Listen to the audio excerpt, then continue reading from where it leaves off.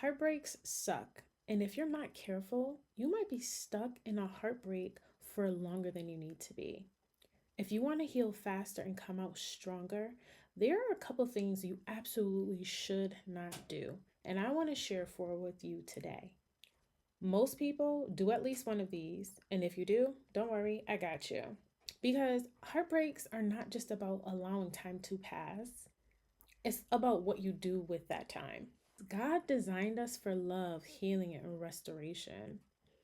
And we want to make sure that you're not doing any of these mistakes just so that you can come out on top.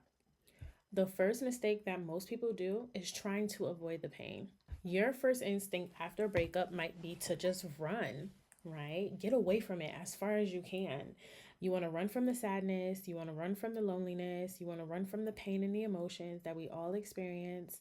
So you do things that serve as escapism. You might dive into work a little bit more, pick up some more hours. You might go clubbing, partying with your friends.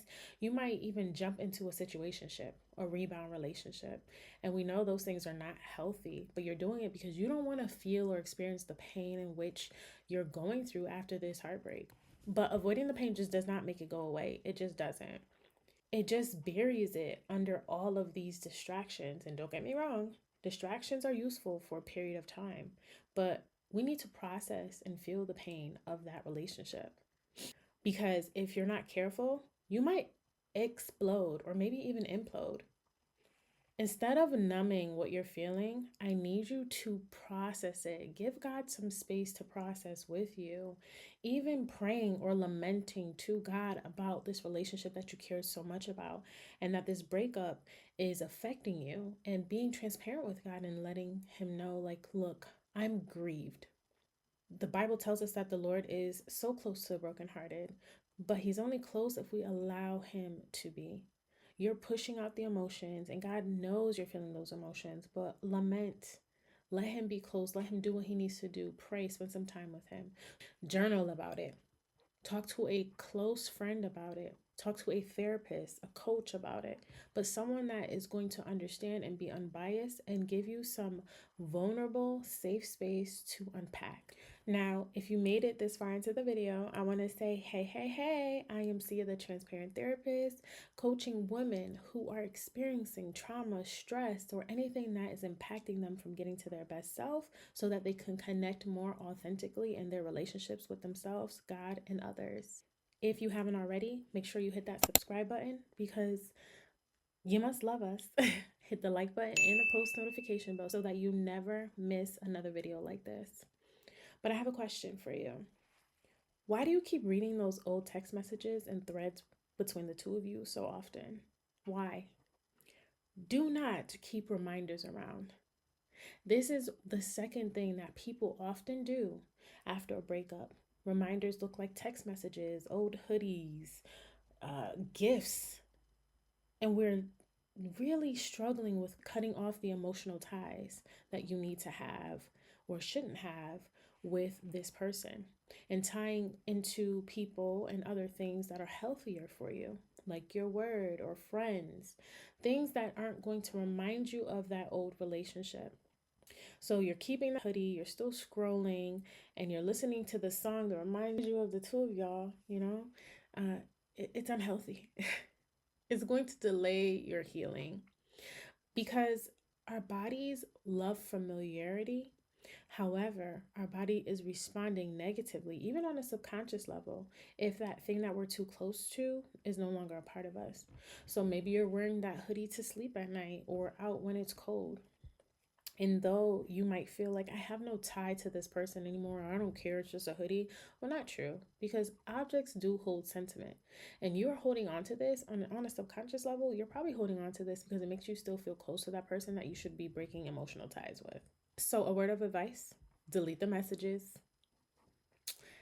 put away the gifts, toss the hoodie, or give it back through a friend because you don't need to see that person. Okay? And release. Think about it as detoxing your environment because all of these responses and moving on can serve as an anxious roadblock for you. And you're attaching anxiously, therefore having an anxious response. once these things come up, and you're not giving your brain enough time to process all of the things that you have been through. But guess what? I have a solution for it. In the description box, I want you to check out my Cure Anxiety Lord book. It's completely free to you if you use the code YouTube at checkout, because I want you to have scriptures. I want you to have psychological techniques and resources that are proven to help reduce the anxiety you're feeling, especially after a breakup, right? All those anxious thoughts, all those anxious feelings, they come after we distance ourselves from people that we love. And so I think it's important for you to not just have sound advice from a therapist or psychological science based techniques, but also sound advice from the Lord. So go ahead, check that book out. Again, it's free for you if you use the word YouTube at checkout. Otherwise, you have to pay for it. Now, the third mistake that I need everybody to avoid after a breakup is allowing your mind to play with you. You're inside something called a rumination loop. A rumination loop is basically negative feedback coming back to you, whether that's in thoughts or experiences that have you ruminate on those said things. So you might start thinking like, well, maybe it wasn't that bad, or maybe if I just did XYZ, we'd still be together. And your mind is ruminating on these experiences and these thoughts, trying to create a solution to something that can't be solved because the solution was the breakup. Get out of that rumination loop and start thinking more positively. You cannot get over a breakup if you're perseverating on the negative experiences. Now, let's say, for example, it's, hey, well, maybe if I did this thing better, things would have never gone awry or horrible. Well, we can't change the past. And yes, we might have some play into the future. However, I'm assuming the breakup happened because it needed to happen. And if you are watching this video, you probably need to know how to get over it. And so, if you are ruminating on these things and you have yourself in this rumination loop, your mind loves to romanticize the past. And if you remember what I said earlier, familiarity. So your mind keeps going back to these thoughts because it feels familiar to the body, and it gives at least some comfort. Even if you guys were fighting all the time, your mind at least has that image of that person in your head, and it still serves as a form of comfort. Well, guess what? We can't have that comfort because it's not healthy in this moment. So the moment you catch yourself going through these things, I need you to get up, do something active, go for a walk, call a friend, pray, do something that gets you out of this loop. But most of all, don't ruminate on it. A lot of times people will do something in cognitive behavioral therapy called thought stopping. I tend to find that thought stopping isn't necessarily effective. But if you'd like to try it, whenever you start to think about that person, think about a red stop sign. And what do? If you drive, if you are aware of driving, a red stop sign, a red light means stop. So you thinking about a red stop light or a red stop sign might indicate to your brain, okay, let's stop.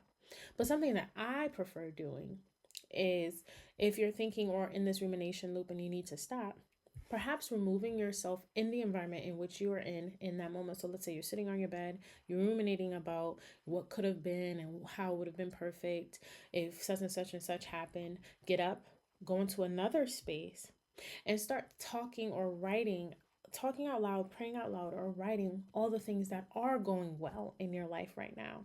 The reason why I prefer this approach is because it gives you something active to do in the moment and tells your amygdala, hey, let's calm down, okay? Instead of actively telling your brain to stop, right? Because a lot of us are really rebellious in our head, me included. Now, the fourth thing that I need everyone to avoid once we are going through a breakup is making the healing about them instead of you. Okay? This is your story, this is your life.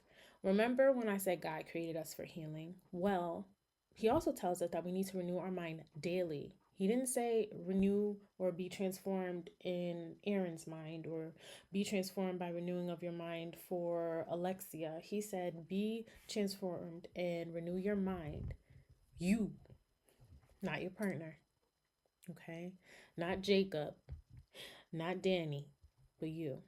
And so you're going through this breakup, and after the breakup, you have to focus on your own healing. You're not waiting for an apology from them. You shouldn't be hoping that they'll regret that they missed losing you or they missed out on a good thing, because that then turns your experience into healing for them instead of you. Not like, oh, let me go to the gym and lose this weight, and once he sees me, oh, he's gonna wish he had me. Because trust me, I know y'all think like that sometimes. But then your healing becomes invaluable. This is a time that you can spend with God, with yourself, understanding you more. Because truly, when we are spending time with others, we're learning that person more than we're learning ourselves. And so now that that person is no longer in your life, you're giving yourself the opportunity to learn a bit more about who you truly are. Maybe you are that person who did love traveling, but you've calmed down the traveling because your partner didn't love to travel. Ooh, that was for somebody. Maybe you are that person who was such a great financial savvy person, but your partner was just like, hey, let's go here, here, and here. And now you're in a financial rut. That was also for somebody.